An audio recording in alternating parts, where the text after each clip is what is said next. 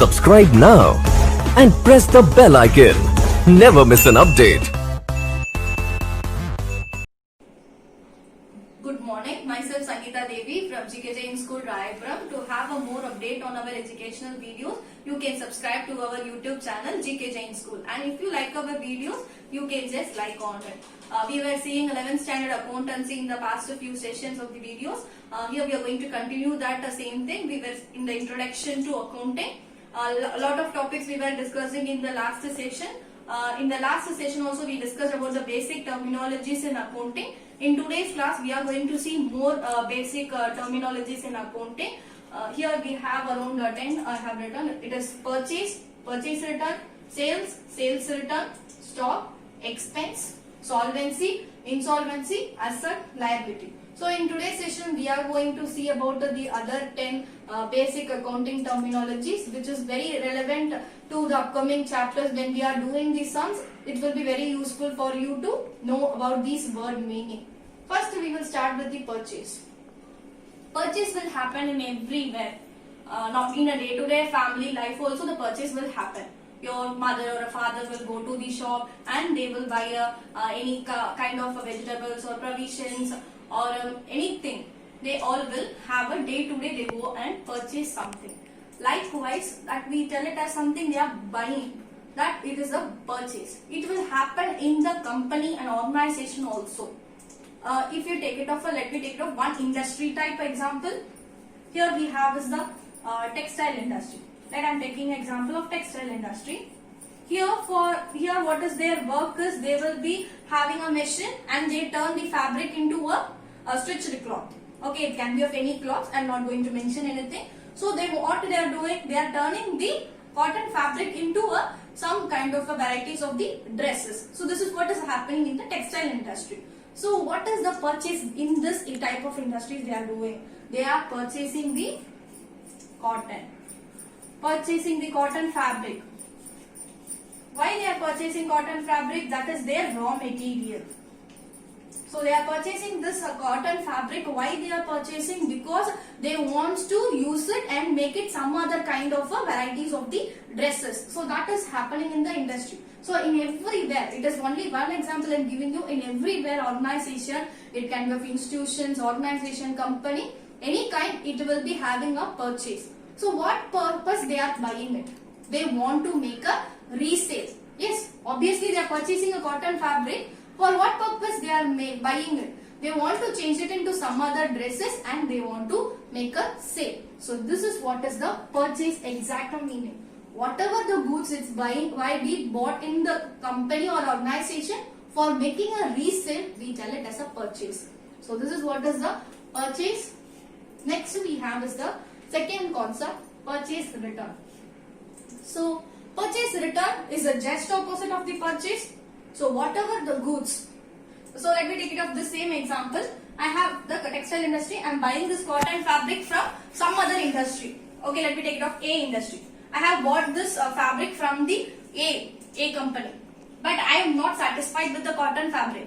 I feel that there is some damages or the fabric what they have given is not of the good quality. In that situation, I will return the goods whatever I purchased.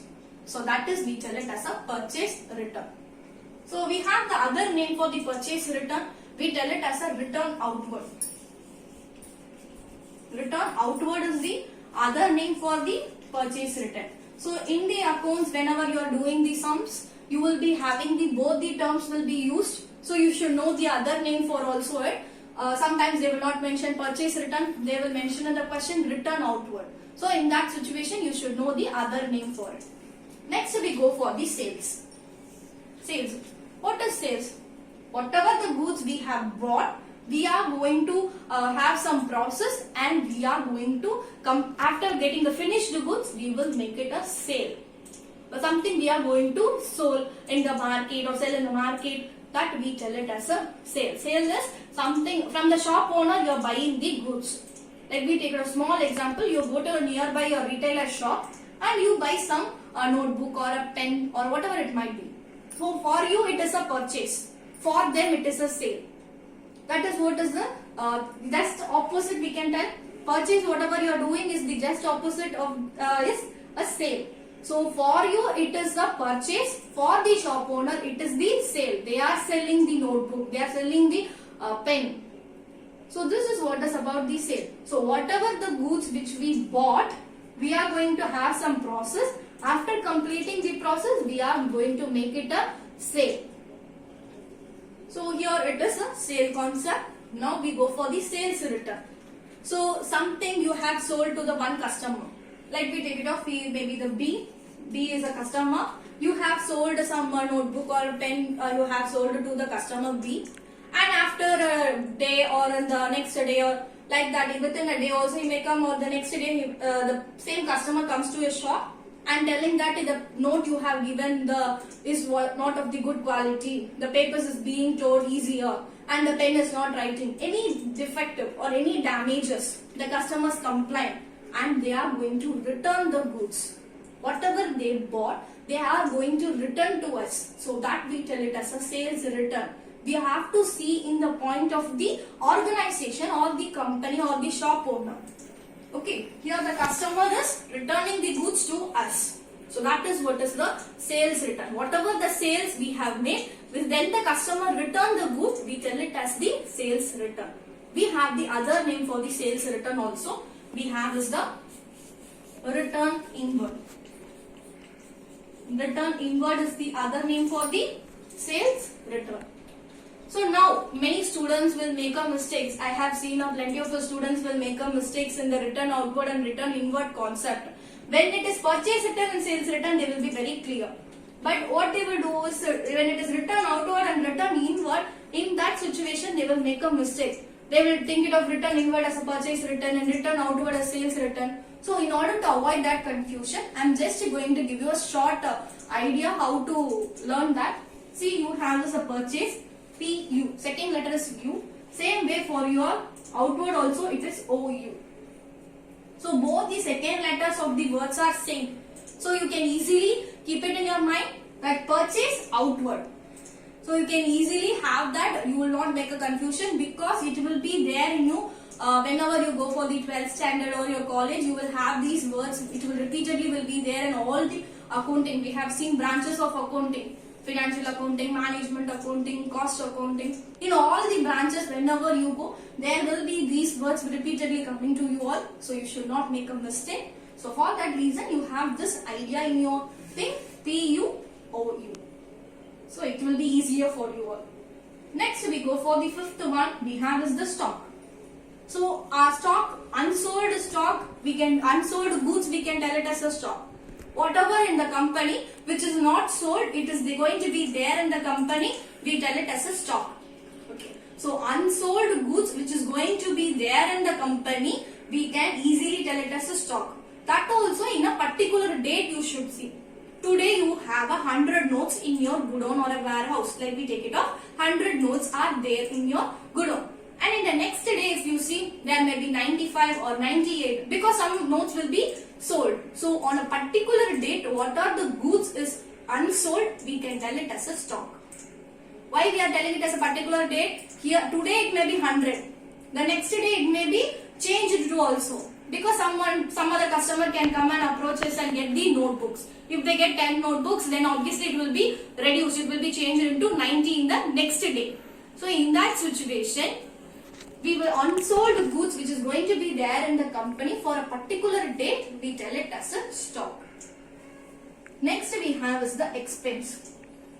Yes, expense is a very important concept in your accounting. Why expense is that? Everywhere whenever we are making an expenses, in our day-to-day life also we are making lot of expenses. We go to the cinema theater and we go to the outside park and have a entertainment. Everything we are making a lot of expenses. Expenses is going to be more important.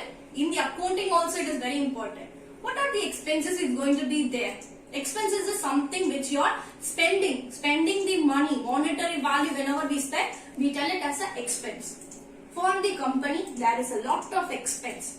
They want to pay the salary to the employees, and for the building they want to pay the rent, and they have the lot of other expenses like whenever they have the asset, for that there will be a depreciation. So we have a lot of expenses. They have to pay electricity charges, water charges. So there is a lot of expenses which is going to be there in the company. So they have to meet all these expenses, and these expenses needs to be recorded in the accounts. So this is what is about the expense, which whenever the monetary value or money which we are spending, we tell it as an expense. Now we go for the seventh concept, solvency. So solvency is the capacity or capability of a person, we can tell, but that also in related to the accounts. If you want to tell about the solvency, I have a, let me give you a small example. There is a person and you will be having a B person also. From the B, I am getting 10,000 rupees. What I am getting? I am getting 10,000 rupees from B. I have some necessities or some need. I am going and approaching B and he is giving me 10,000 rupees. Now what is solvency here in this concept is the A is he's having a capacity or capability to pay the debts. Debts is what you have received some amount, so that we will tell it as a debt. So for this amount, the A should be capability of to pay that debt. If he is not capable, then we will have the other concept. Okay. So whatever the capability of the person to pay the debts, we tell it as a solvency. If he is not capable, if he is not able to pay repay the 10,000 rupees, then he will come under the concept insolvency, incapability. Today I am getting 10,000 from some other person. If I have the capacity to repay, then I will come under the solvency. If I am not able to repay, then it will be an insolvency. Next we have is the ninth one, asset.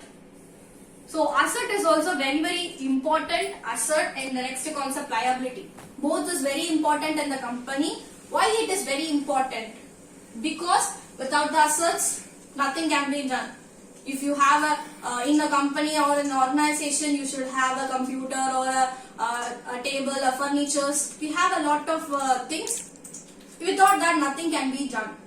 If the manager wants to enter all the transactions, or the accountant wants to enter all the transactions happening in the company, then with what they will enter? With the system or the computer.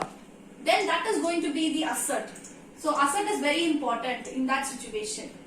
So what is the meaning of the asset is, whatever any physical things or goods or commodities which is going to have a monetary value, then we tell it as asset.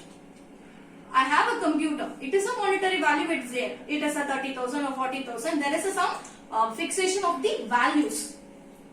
So if it does not have the values, then it does not comes under the asset at all. So whenever any physical goods or a commodity which is going to have some monetary value, then we tell it as a asset. For this asset, we can tell it of the example as machinery. Machinery we can tell, furnitures, plant. So there is a lot of expenses for the, lot of the examples for the asset. The next concept we have is the liability. Liability is the financial obligation of the business. We tell it as a liability. What is the financial obligation? It is the responsibility of the company to pay back the debts or something whatever they are receiving from the outsider. Okay, here only you will be having a different persons like a bank, a financial institution, creditors. So all is that you are getting some amount from the other person. So now it is your responsibility to pay the amount whatever you received. Here if you take it of A has received 10,000. Now A should pay the 10,000 to the B. But it can be within 3 months or within 6 months. The time duration is not fixed. But the 10,000 needs to be paid to B. So that we tell it as a liability. So whatever the borrowings from the outsider or from the creditors or from the bank, that is it is a company or a business people responsible to pay back that. That we tell it as the liability. So these are the 10 basic terminologies, accounting terminologies. So we have started with purchase, purchase return, sales, sales return, stock, expense, solvency, insolvency, asset, liability. Why we are learning about these basic terminologies in accounting is why it is necessary. It is very necessary when you go for the sums. We have seen the accounting cycle, right? In the accounting cycle, it will start with the transaction and it will go for the journal entry, ledger, trial balance, trading, P&L balance. We have seen about the accounting cycle. In that accounting cycle, there is a lot of the terms it will be used. For that usage of the terms only, we are seeing all these terms meaning. If we are not learning these basic terms, then it will be very difficult for you to do a sums on it. You will not understand what is the purchase or purchase return or the asset or liability. So asset and liability and all you will have it in the balance sheet. When you go for this purchase return, all these terms will be used in your final accounts or financial statements. So for the basic knowledge you should have about the accounting is by learning these basic words. Without these basic words, you cannot do the sums in the accounting. That is why we are learning all these.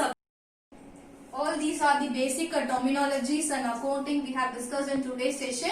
In the next session also we will have the balance of whatever it is there in the basic terminologies. We will have the that terms also being discussed. Thanks for watching.